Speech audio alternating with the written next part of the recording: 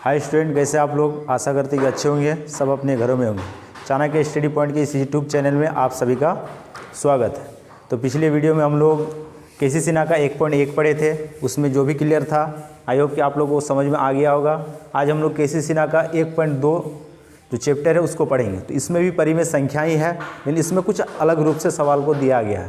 तो इस चैप्टर में हम लोग मुख्य रूप से पढ़ेंगे क्या कि परिमेय संख्या को हम लोग किस रूप में निरूपित करते हैं। तो सबसे पहले हम लोग जान लें कि संख्या आखिर है क्या, संख्या कितने प्रकार का होता है।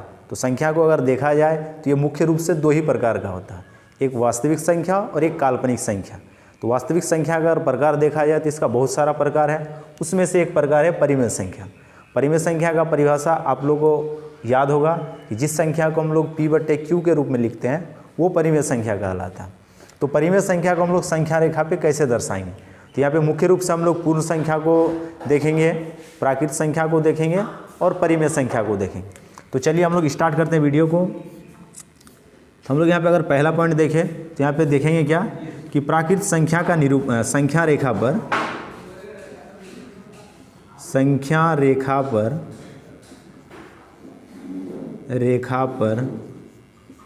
प्राकृत संख्या का निरूपण, प्राकृत संख्या का निरूपण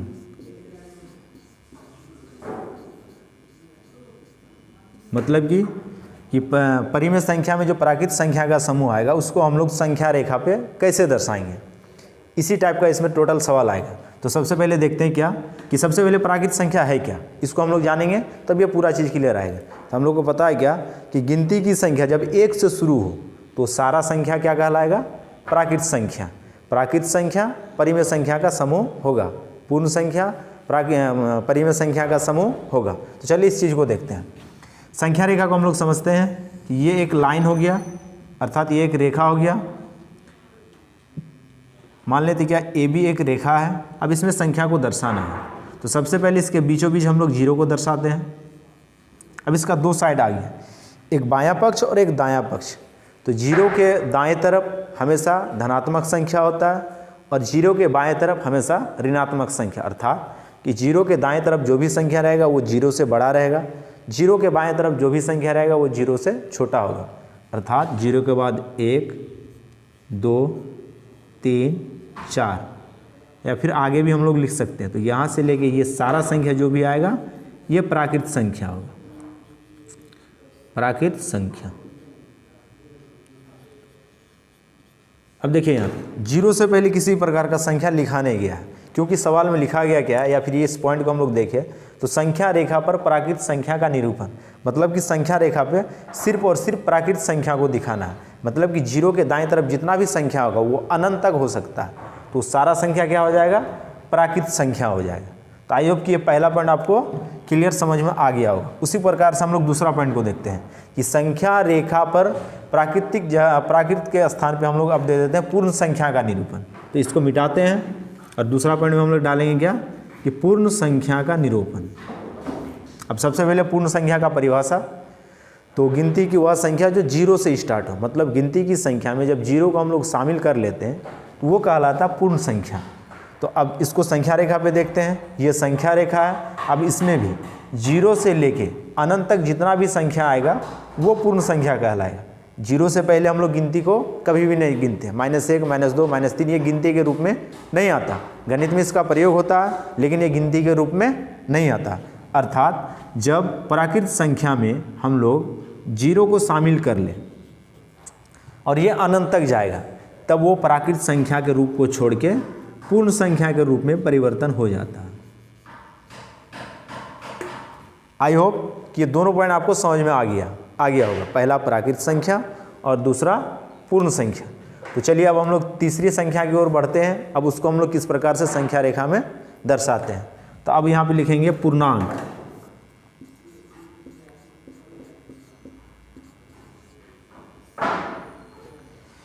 अब सबसे पहले यहाँ पे पूर्णांक वर्ड आया। पूर्णांक संख्या का प्रकार नहीं है, अब याद रखें कि पूर्णांक संख्या का प्रकार नहीं है, पूर्णांक संख्या का एक गुण है।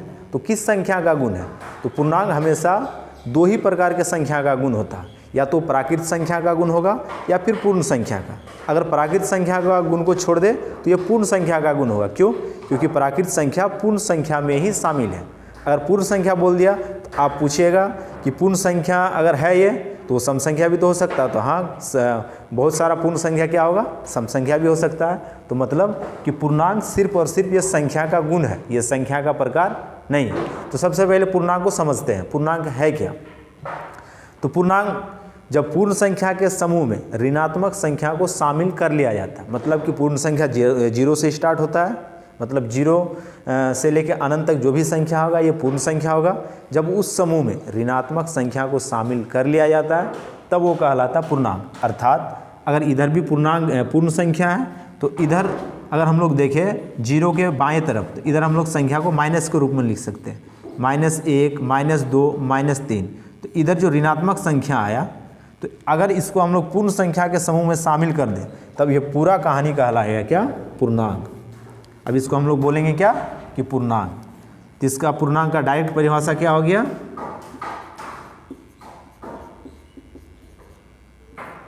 पूर्णांक का परिभाषा अगर हम लोग देखें कि जब पूर्ण संख्या के समूह में ऋणात्मक संख्या को शामिल कर लिया जाता है तो ये पूर्णांक कहलाता है।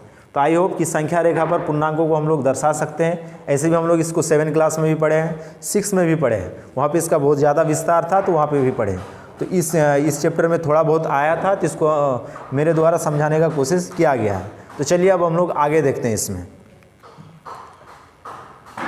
तो अगर आगे देखें तो परिमेय संख्या अब देखते हैं, चैप्टर में यही मेन है।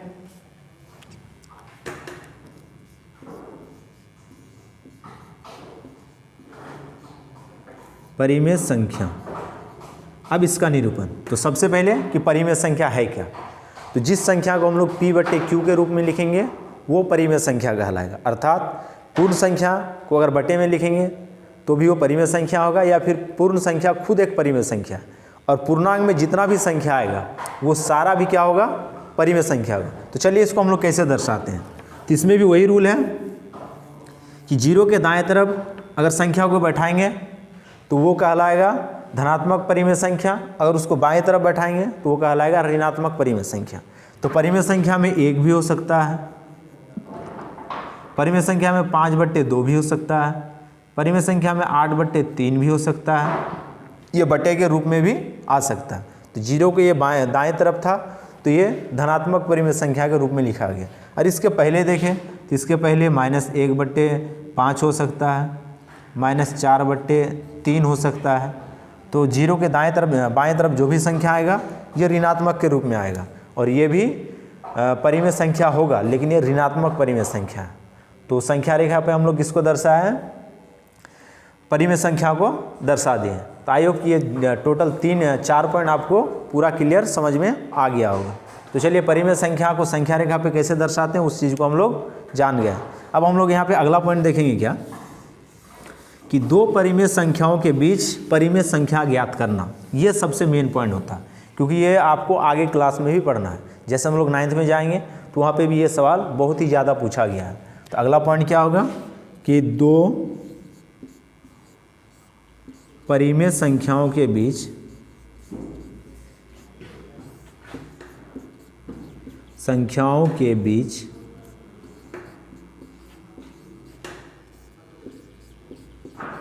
परिमेय संख्या निकालना।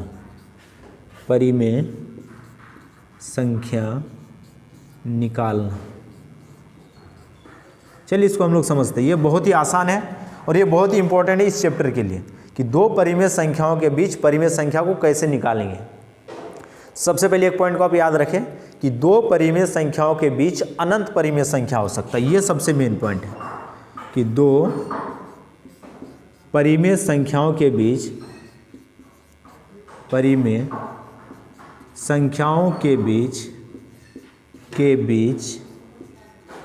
अनंत परिमेय संख्या होगा। अनंत परिमेय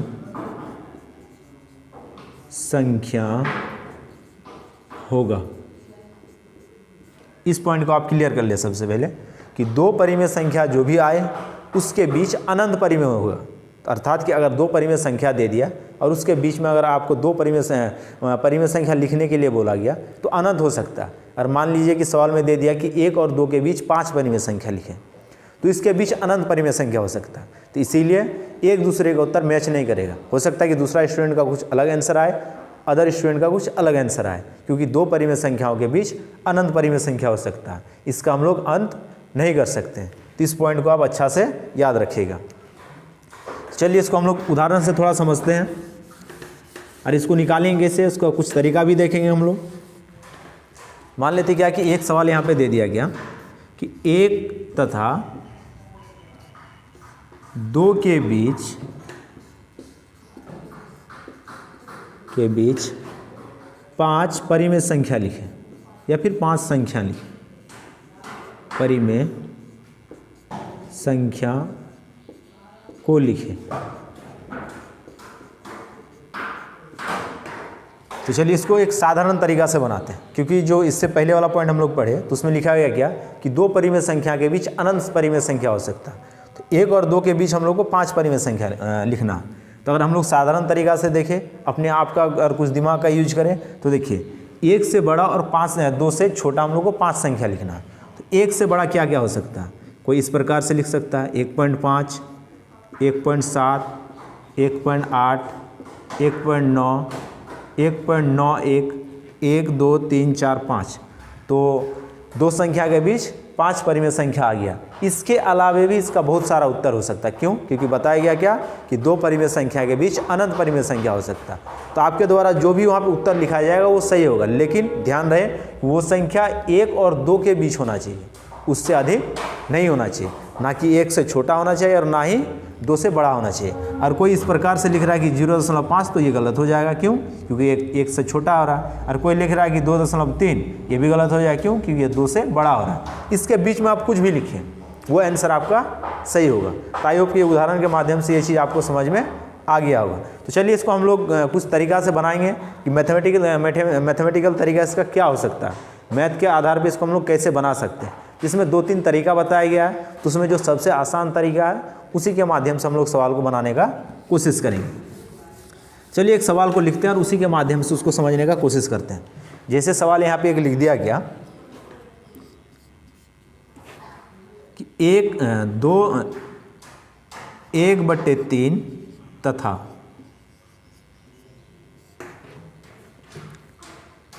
1/2 के बीच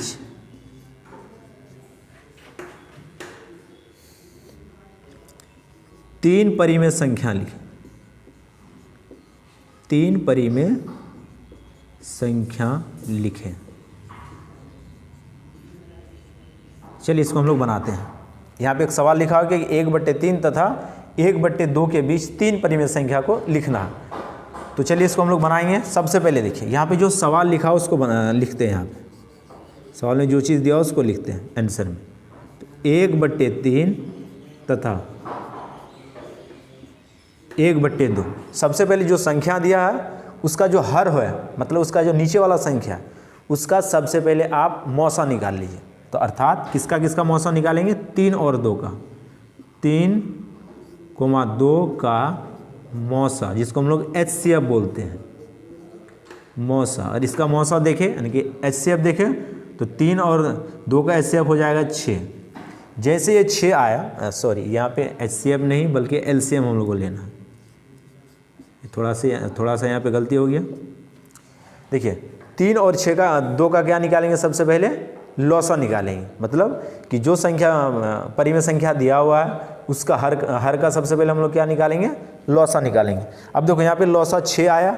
इस 6 को अब 1/3 जो है, मतलब इसका हर में जो संख्या उससे इसको भाग देंगे और भागफल जो आएगा तब उसको ऊपर नीचे इस संख्या से गुना कर देंगे। तो जैसे 3 दूना 6, 2 आया, 2 को ऊपर नीचे गुना करेंगे तथा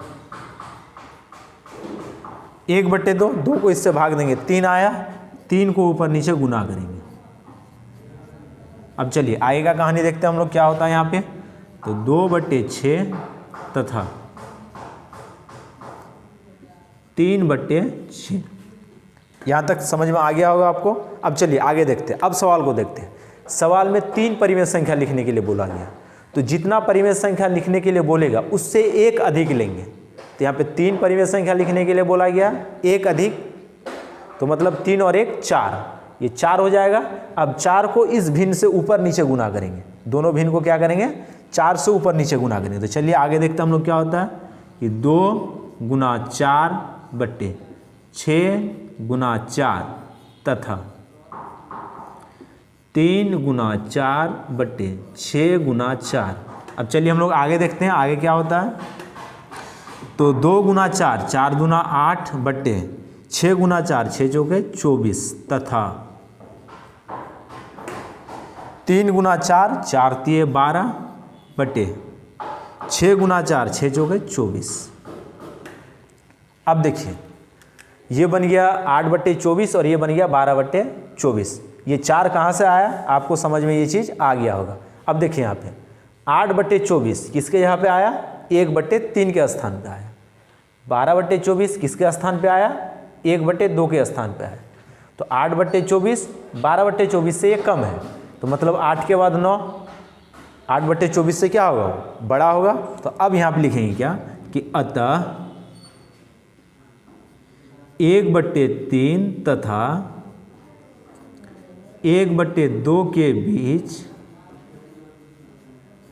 3 परिमेय संख्या, परिमेय संख्या। चलिए अब इसको लिखते हैं। देखिए 8 बट्टे 24 है तो इसके बाद 9 बट्टे 24, इसके बाद 10 बट्टे 24, इसके बाद 11 बट्टे 24, उसके बाद 12 बट्टे 24 इसमें दिया हुआ है। तो आई होप कि ये चीज़ आपको समझ में आ गया होगा कि 2 परिमेय संख्या के बीच 3 परिमेय संख्या को कैसे निकालें। अगर आपको ये चीज़ समझ में नहीं आया होगा तो वीडियो को आप रोकिएगा और इसको 1-2 बार फिर से देखिएगा पीछे करके, तो ये पूरा चीज़ आपको क्लियर समझ में आ गया होगा। तो हम लोग इस चैप्टर में 2 चीज़ को पढ़े, 2 चीज़ का थ्योरी पढ़े। सबसे पहला कि परिमेय संख्या को संख्या रेखा पे कैसे दर्शाते हैं, और दूसरा कि 2 परिमेय संख्याओं के बीच हम लोग कितना परिमेय संख्या किस प्रकार से निकाल सकते हैं। तो आई होप कि ये पूरा चीज़ आपको समझ में आ गया होगा। तो चलिए अब हम लोग केसी सिन्हा का 1.2 चैप्टर को देखते हैं और एक एक सवाल को देखेंगे, वहाँ पे आपको पूरा और जितना भी चीज़ है पूरा क्लियर हो जाएगा।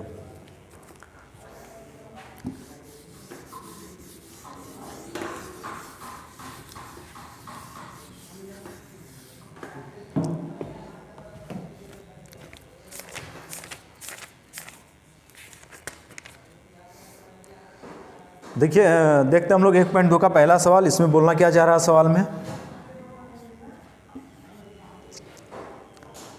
सवाल में बोल रहा है क्या कि संख्या रेखा पर निम्नलिखित संख्या को निरूपित करें। मतलब यहाँ पे संख्या दिया हुआ है, इसको संख्या रेखा पे दर्शाना है। चलिए हम लोग देखते हैं सवाल को। 1 नंबर का सवाल दिया हुआ है यहाँ पे कि 4/9 को संख्या रेखा पे दर्शाना है। तो इसको हम लोग कैसे दर्शाएंगे। तो सबसे पहले ये संख्या रेखा हम लोग के पास।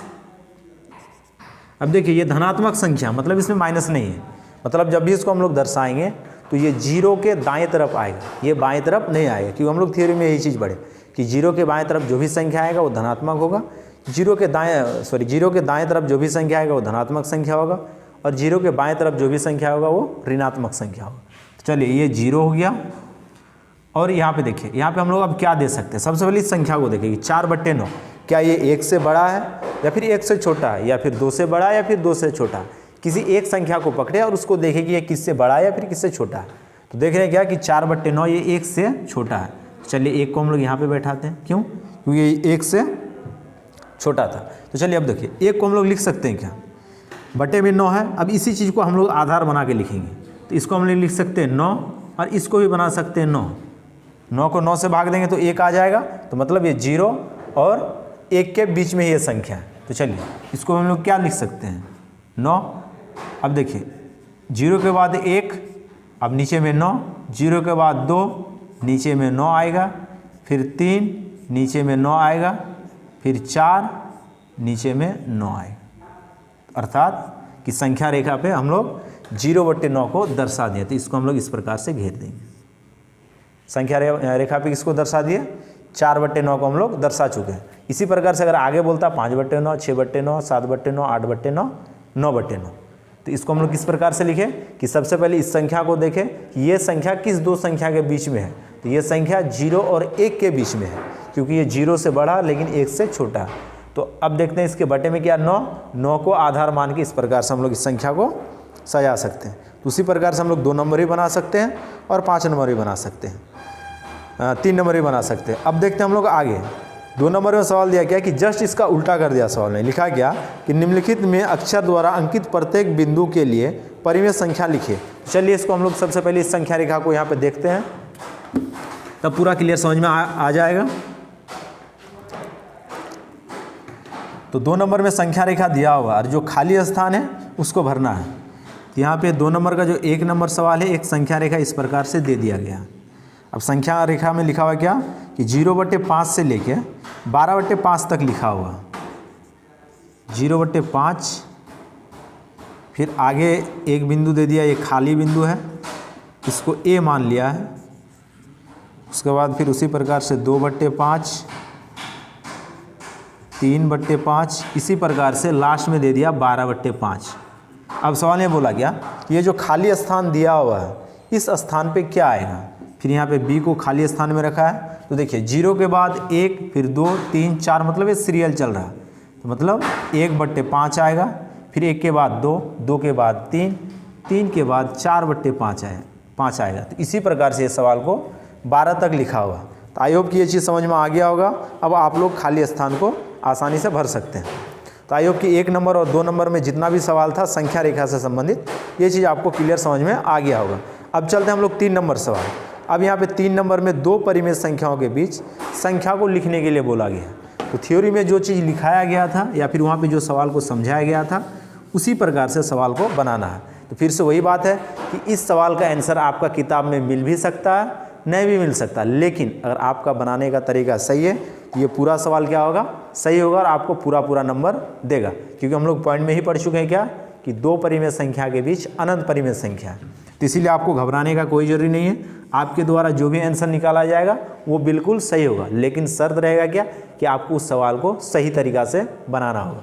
तो चलिए 3 का 1 नंबर सवाल में देखिए, 3 में एक ही सवाल दिया। चलिए डायरेक्ट हम लोग देखते हैं सवाल को कि 1/4 और 1/2 के मध्य एक परिमेय संख्या ज्ञात कीजिए। एक ही लिखने के लिए बोला गया, 1/4 तथा 1/2, इसके बीच हम लोग को एक परिमेय संख्या निकालना। तो सबसे पहले जो चीज़ बताया गया थ्योरी में उसको यूज करते हैं हम लोग। सबसे पहले नीचे का हम लोग लॉसा निकालेंगे, 4 और 2 का लॉसा। जैसे दोनों का लॉसा निकालेंगे तो यहाँ पे आ जाएगा 4। अब इस 4 को 1/4 मतलब 4 से भाग देंगे, जो आएगा उसको ऊपर नीचे गुना करेंगे। तो 4 को 4 से भाग देंगे 1 को ऊपर नीचे गुना करेंगे, तथा 1/2, 2 को 4 से डिवाइड करेंगे तो 2 आएगा, 2 को ऊपर नीचे गुना। अब आगे देखते हैं हम लोग 1/4 तथा 2/4। तो देखिए यहाँ पे हम लोग के पास परिमेय संख्या किस रूप में आ गया, 1/4 तथा 2/4। अब सवाल में बोला गया क्या कि इस दोनों संख्या के बीच एक परिमेय संख्या लिखना है। तो वहाँ पे बताया गया था क्या कि जितना परिमेय संख्या लिखने के लिए बोलेगा उससे एक अधिक लेके ये जो 2 परिमेय संख्या है इसको गुना कर देना ऊपर नीचे। तो एक परिमेय संख्या लिखने के लिए बोला गया तो 1 से अधिक मतलब 2 को अब ऊपर नीचे इसके साथ गुना करेंगे, 1 × 2, 4 × 2 तथा 2 × 2, 4 × 2। अब देखते हैं हम लोग आगे, तो यहाँ पे हो गया 2/8 तथा 4/8। अब इस दोनों संख्या के बीच एक परिमेय संख्या निकालने के लिए बोला, अर्थात कि 1/4 के स्थान पे 2/8 आया, 1/2 के स्थान पे 4/8 आया, और इसी के बीच में हम लोग को एक परिमेय संख्या लिखना। तो अतः अब यहाँ पे लिख देंगे अतः कि 1/4 तथा 1/2 के बीच एक परिमेय संख्या, एक परिमेय संख्या, तो बराबर 2/8, 2 के बाद 3/8, 3 के बाद 4/8। तो हम लोग के पास एक परिमेय संख्या आ गया क्या, 3/8। तो आई होप कि 3 नंबर का जो सवाल था आपको ये चीज़ क्लियर समझ में आ गया होगा। तो चलिए धनात्मक संख्या था, मतलब कि धनात्मक परिमेय संख्या था। तो एक सवाल हम लोग देखते हैं ऋणात्मक परिमेय संख्या। अब इसको हम लोग कैसे बनाएंगे, तो तरीका वही रहेगा, सिर्फ इसको हम लोग समझेंगे थोड़ा सा अलग रूप से। चलिए इसको मिटाते हैं।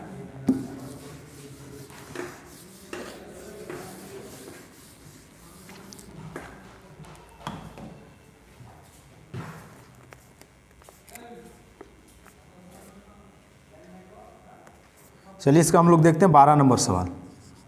12 नंबर सवाल में लिखा हुआ क्या, 3/2 तथा -3/2 तथा 5/3। चलिए इसको हम लोग बनाते हैं। अब इसमें बोला गया क्या कि -3/2 तथा 5/3 के मध्य 5 परिमेय संख्या निकालें।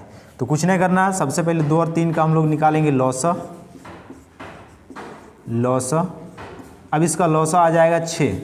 अब इस 6 को 2 से डिवाइड करेंगे तो आएगा 3। अब 3 को ऊपर नीचे गुना करेंगे तथा 3 दूना 6, 2 आया, 2 को ऊपर नीचे गुना करेंगे। अब आगे देख रहे हैं क्या, तो -3 3 9, 6 दूना 12 तथा 5 दूना 10, 3 दूना 6।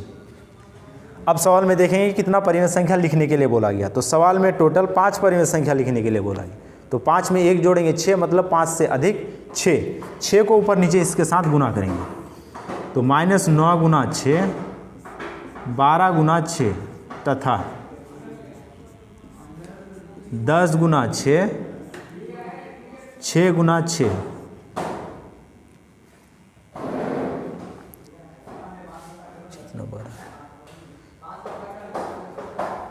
यहाँ पे 3 होगा, सॉरी यहाँ पे 3 होगा तो यहाँ पे 6 आ जाएगा, यहाँ पर भी 6 होगा। अब देखते हैं आगे। 9 6 के 54, 6 6 के 36 तथा 60 36। अब देखिए आप -54/36 3/2 के स्थान पे आया, 60/36 5/3 के स्थान पे आया। तब इसी के बीच में हम लोग को 5 परिमेय संख्या लिखना है। तो अब 5 परिमेय संख्या देखिए कैसे लिखते हैं। -54 के बाद क्या आएगा, तो -54 के बाद -53 होगा, ना कि -55। अगर आप -55 दे रहे हो तो वो गलत होगा, ठीक है। यहाँ पे लिखेंगे हम लोग -53, क्योंकि बड़ा संख्या होना चाहिए।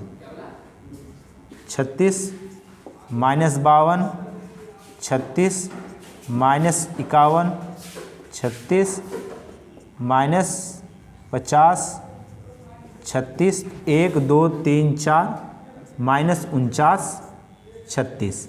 और कोई भी यहाँ पे प्लस में भी लिखता तो भी आंसर सही होता। क्यों, क्योंकि ये दोनों इसी के बीच में होगा। तो आई होप कि ये चीज़ भी आपको समझ में आ गया होगा। तो 1.2 में जितना भी सवाल था, ये सारा सवाल आपको समझ में आ गया होगा। तो आज के लिए वीडियो को यहीं पे समाप्त करते हैं। धन्यवाद।